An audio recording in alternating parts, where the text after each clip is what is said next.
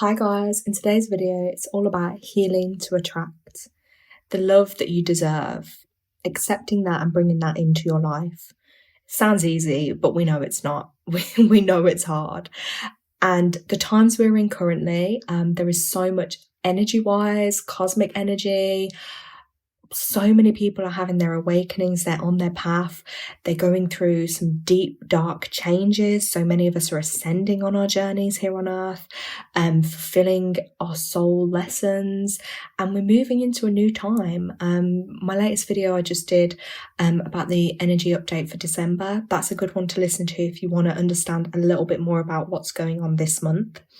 With that being said, we also know, I touched on it again in that video, but a lot of people, like I say, they're ascending, they're changing, they're on their spiritual journeys and paths. With that will come change. People that are no longer meant for you in your life, you will find, whether it be friends, family, relationships, some of them may be leaving your life, they may be changing, and you have to trust that if that is meant to be, that will be for your highest good. Whatever love or relationship it is you want to bring into your life, you always make sure you put your intention out there that it is always for your highest good.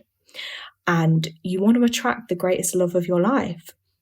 It is really important to set your intentions, whether that's, some people use doing that with the moon cycles, which is really powerful on the new moons, and releasing what no longer serves on the full moons. There's a lot to be said for using the lunar cycles. So that is something again to look into, because it can be really powerful and helpful. And it's really important as well to be so specific with what you want, because we underestimate ourselves and our power that we hold deep within us, that we can literally bring anything we want into our lives, whether it be good or bad. Like, we have that power within us. So we have to be careful with our thoughts and our intentions.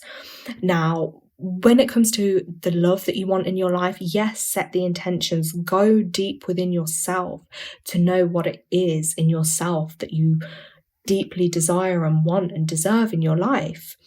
You know, until we have that time to go within us, sometimes we may just find that we've been in relationships for the sake of it, whether people have codependency issues or that fear of not wanting to be alone, or they're just comfortable or they know that person. But only when you truly get to know yourself and the depths of yourself, you know what it is that you will want and the kind of love that you want and to attract into your life. And a lot of that comes from self-love, really truly loving yourself and wanting the best for yourself. But it also comes into healing. Healing is so powerful, and we will all have things, issues, traumas, emotional pains, wounds, childhood wounds, and things that will need to be healed, because what we don't heal and then we take into every relationship, people will often find cycles will just repeat. It will like be going in a circle. New person, same kind of situation, the same kind of lessons coming up. And until our soul learns those lessons or completes certain karmas or karmic relationships, which are really not nice, painful, they're a whole other subject. But again, they can be important for us to learn some of the lessons our soul has come here to learn. Now, healing, again, it's something I feel like a lot of people put off, or they don't really know how, maybe, or don't feel able to go within, because what's comfortable is actually just getting by and how they do every day. That's sometimes easier, because a healing journey is a painful one. It's truly, truly difficult and painful. But knowing that you're on your healing journey or you're healing yourself it's like you'll be stepping into a whole other world, and you'll be a whole different person, and you will feel so much better in yourself once you have released what doesn't serve you any longer and you have managed to heal that. And, you know, you don't have to have money either to think that, you know, oh, well, I can't afford a therapist or a counsellor, so, oh, I'm not able to do it. There is so much, you know, we have access to the internet, to books, that we can begin and start looking into our you know, healing journey, whether it be, like I say, inner child healing we need to do, mother wounds, father wounds, different issues from different relationships we might have been through in life. There are so many different topics of healing. And like I say, the internet is a great place for finding help with some of that. Even if it's like following some like therapists you're drawn to, or you like their content online, finding a trusted loved one or a friend or someone that you feel comfortable that you could open up to and share maybe things you've been through, and even just that release and being comfortable to share and talk about that, you will be releasing some of that burden. Like I say, that you could look into different forms of therapy or counselling. There's a lot of good books out there as well that can be really helpful on our healing journeys. Mindfulness, meditation, setting a time aside to do guided meditations or healing meditations, but also truly going within and having those conversations with ourselves, like reparenting ourselves, dealing with our inner child wounds and issues. Like, a lot of it can all be done internally, and I'm not saying that's easy. Now, those of you that are more spiritually inclined, and you believe in things such as like your spirit team, your angels, your guardian angels, spirit guides, spirit teachers, ancestors, etc., call upon them. Really go within and build your relationships with them so they can help you in this realm too, because they're all there ready and waiting for you. You just have to call upon them. And again, making sure that they're for your highest good, from the highest good only. You want only what is best for you. I say this all the time. Don't just settle for any spirit guide that decides to show up for you.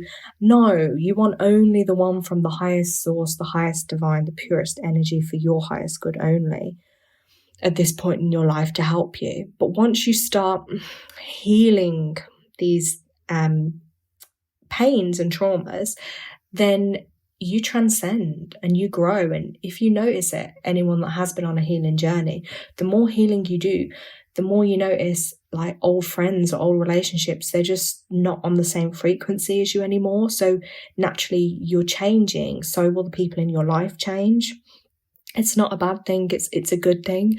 But in order to attract the love you deserve, you have to feel worthy of that, and you have to know that you're worthy of that. Now, some of like what's quite popular online and spoken about these days is like soulmates or twin flame or twin soul unions.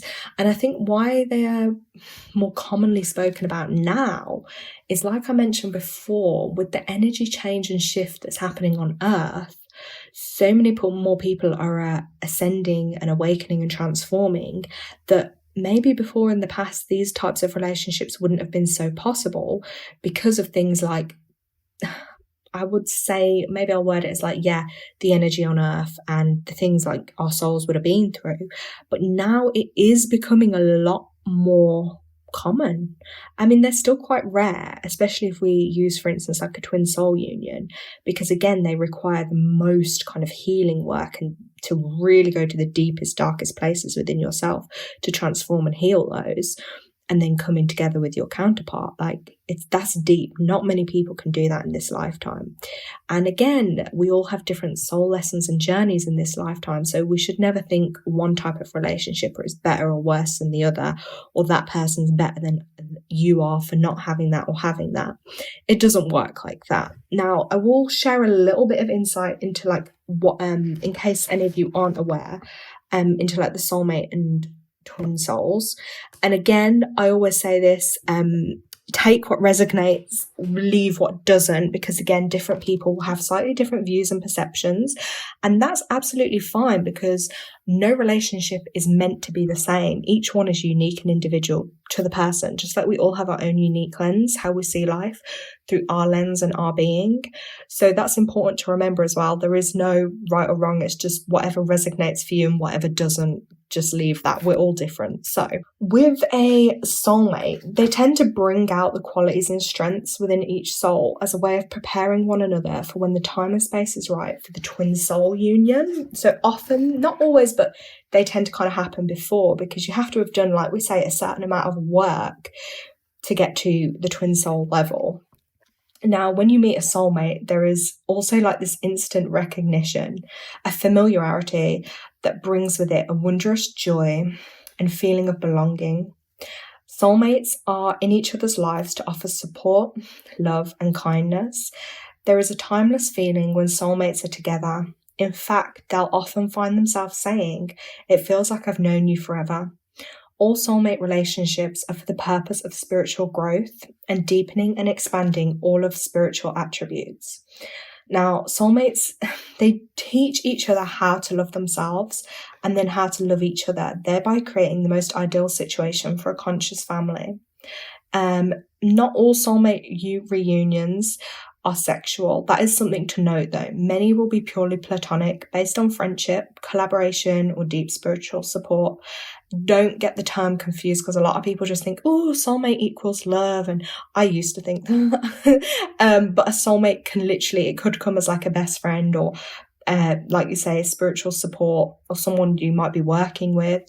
But it'll literally serve one another for years as they both learn and experience how to embody unconditional love. Some of the hallmarks of a soulmate: it's a warm and comfortable feeling when together, feelings of support, friendship, family, familiarity, a strong attraction. You may adore and love the way the other person looks, enjoys his or her entire being, but you'll always be two individuals, using your time together to strengthen and develop separate identities. No desire to merge, but you are happy and content enjoying individuality and the two-ness, so the uniqueness of basically being each other. Well, then with a twin soul, again, slightly different. I will do more separate videos on that particular union, because there is so much to say about them. Like, it's just a lot to fit in, but just to give like a brief overview of some of the hallmarks of like a twin soul. So, or like I said, the term, some people use it as twin flame. Now, you'll have this immediate recognition. It hits as like a barrage of feelings and a sensation of intense magnetism and longing. Like that magnetism, once you experience that, like you'll just know, okay? You will just know it's this unique feeling.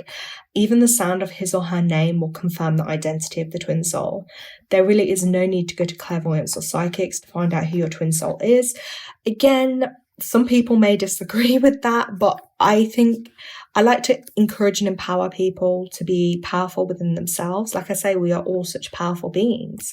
So when you truly are in touch with yourself and you know yourself, and you know what's right for you, and you'll know the different kind of relationships like karmic, soulmates, twin souls, like I think you will just know. Do you know what I mean? And sometimes as well, it's important to note as well, like with these readings and stuff, like people pick up, and I know myself from doing readings, you pick up on what is in their energy field at that present time. But again, it's always down to divine free will. So just like if you picked up, okay, you see a potential baby in X amount of months, or you see a new relationship in X amount of months, that's based on their current energy field and what's going on in their life. But if then they wake up tomorrow and suddenly decide to run off to the other side of the world or not leave their house for the next year, things can change. You see what I'm saying? Like their energy field can change. Like it's based on divine free will. So like take certain things, like how can I put it, is like don't list every last word that someone tells you. Don't take that as the gospel, basically, because things can change. You're in control of your destiny. Although yes, certain degree it is mapped out for you, but you are still in control of your life and your destiny. I don't like people to feel powerless, or that just because they've been told that, that's it now. But with regards to the twin soul, I just think that you will know within, okay? No one knows apart from you. The moment you come into one another's consciousness, you shall know with every fiber of your being, okay? Whether you meet face to face, or you hear about him or her through friends or online or in passing, you will know, and you'll have no doubt. After the initial coming together, there will be some intense challenges to overcome. That's so relevant in these twin soul connections. Definitely a lot to overcome, but then they are on the spiritual level, like the highest kind of form, because then as merging as one, you transcend, you come here to do what you're meant to do, and then you transcend back to source. So it is a real deep connection. Now remember, you both have experienced many kinds of polar opposite understandings. Every type of duality, pairs of opposites may arise to be played out until there is nothing left but love and an incredible desire to merge and become one. Also, we have to recognize that every intergender wound that we may be carrying has to be transformed. Every hurt, betrayal, fear, and distrust distrust, of the opposite gender or same sex has to be healed. So with this particular union, you can see now why I am focusing on it's healing to attract, because once we heal, we then attract, because we've healed those wounds. So we're not going to keep attracting those wounds in different people. Once they're healed and we're in a higher frequency, a higher vibration, you will attract the best for yourself. And now you can see why it's so important. You may think that you have healed this, but it will only be in relating to your twin soul that the most painful aspects arrive. And one of the classic hallmarks that you found your twin soul is the idea of being two becomes completely repellent. Twin souls yearn constantly to merge into one. It is their natural state, okay? There is also a heightened sensitivity.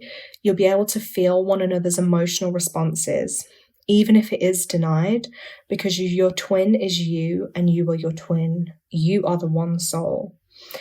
This is why it is imperative that there is a period of preparation before you enter the sacred union process.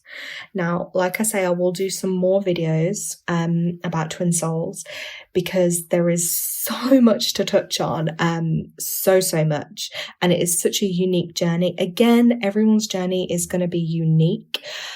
So I don't like to say things that, everyone will experience this X, Y, and Z, because no, every union and journey and every type of relationship is different. But what I want to do is empower people to be the best versions of themselves, to focus on their inner healing, because again, we all want things like a better world, better relationships, but what are you doing to be the best version of you, and what can you do within your means to be the best version of you? So healing wounds, whether they're from childhood, past relationships, mother wounds, father wounds,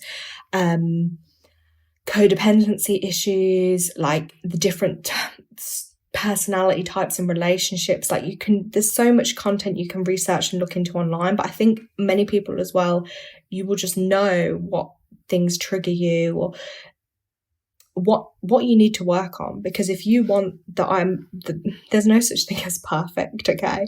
But if you want the greatest love of your life, and that truly divine relationship, I think many of us settle for less, because deep down we have a lot of insecurities or self-worth or self-value issues that we need to work on, because you should always want the best for yourself. You should never just settle because that's what it is. If you want more love in your life, more fun, more passion, someone on the same wavelength and path as you, sharing the same views, morals, principles, values, like, you need to put that out there to the universe, because you should always deserve what it is you want. And I just want to empower you all, as I've said.